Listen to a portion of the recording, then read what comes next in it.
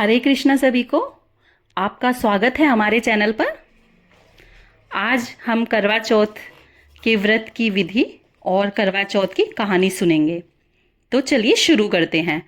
कार्तिक मास की चतुर्थी अर्थात करवा चौथ के दिन लकड़ी का पाट पूजकर उस पर जल का भरा लोटा रखें। बायना निकालने के लिए एक मिट्टी का करवा रखकर करवे में गेहूं व उसके ढक्कन में चीनी तथा नगद रुपए रखें। फिर उसे रोली से बांधकर गुड़ चावल से पूजा करें। फिर 13 बार घुमा करवे का टीका करें। उसे 7 बार पाट के चारों ओर घुमावें।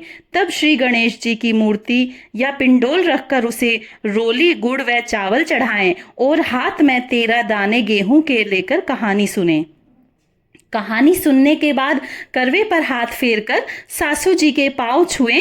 तदुपरांत वह 13 दाने गेहूं व लोटा यथा स्थान रख दें।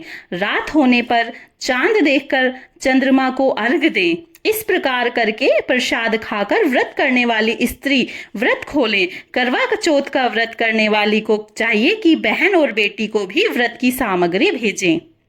तो यह थी हमारी करवा चौथ व्रत की पूजा विधि। अब हम कहानी सुनते हैं। एक साहूकार था जिसके 7 बेटे और 1 बेटी थी। सातों भाई व बहन एक साथ बैठकर भोजन करते। एक दिन कार्तिक की चौथ का व्रत आया तो भाई बोला कि बहन आओ भोजन करें। बहन बोली कि आज चौथ का व्रत है, चांद उगने पर खाऊंगी। तब भाइयों ने सोचा कि चांद उगने तक बहन भूखी रहेगी, तो एक भाई ने दिया जलाया, दूसरे भाई ने छलनी लेकर उसे ढका और नकली चांद दिखाकर बहन से कहने लगे कि चल चल चांद उग आया है, अर्घ दे ले। बहन अपनी भाभियों से कहने लगी चलो अर्घ दे। तो भाभियां बोली तुम्हारा चांद उगा होगा, हमारा चांद तो रात को उगेगा।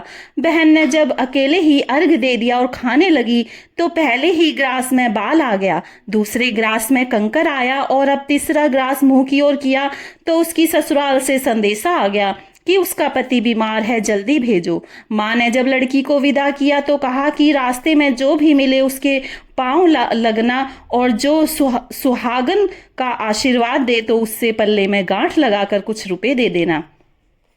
बहन जब भाइयों से विदा हुई तो रास्ते में जो भी मिला उसने यही आशीष दी कि तुम 7 भाइयों की बहन हो, तुम्हारे भाई सुखी रहें और तुम उनका मुख देखो। सुहाग का आशीष किसी ने भी नहीं दिया। जब वह ससुराल पहुंची तो दरवाजे पर उसकी छोटी ननद खड़ी थी। वह उसके भी पांव लगी तो उसने कहा कि सुहागन रहो, सपूती हो। तो उसने यह सुनकर पल्ले में गांठ बांधी और ननद को सोने का सिक्का दिया। तब भीतर गई तो सास ने कहा कि उसका पति धरती पर पड़ा है, तो वह उसके पास जाकर उसकी सेवा करने के लिए बैठ गई। बाद में सास ने दासी के हाथ बची कुची रोटी भेज दी। इस प्रकार से समय बीतते बीतते मंगसिर की चौथ आई तो चौथ माता बोली करवा ले भाई की प्यारी करवा ले। लेकिन जब उसे चौथ माता नहीं दिखी तो वह बोली हे माता, आपने मुझे उजाड़ा तो आप ही उद्धार करोगी, आपको मेरा सुहाग देना पड़ेगा।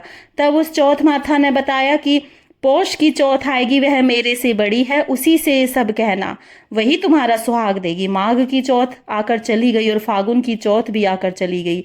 चैत, बैसाख, जेठ, आषाढ़ और सावन भादों की सभी चौथ आई और यही कहकर चली गई कि आगे वाली को कहना। आसौज की चौथ आई तो उसने बताया कि तुम पर कार्तिक की चौथ नाराज है, उसी ने तुम्हारा सुहाग लिया है, वही वापस कर सकती है, वही आएगी तो उसका पांव पकड़कर विनती करना। यह बात बताकर वह भी चली गई।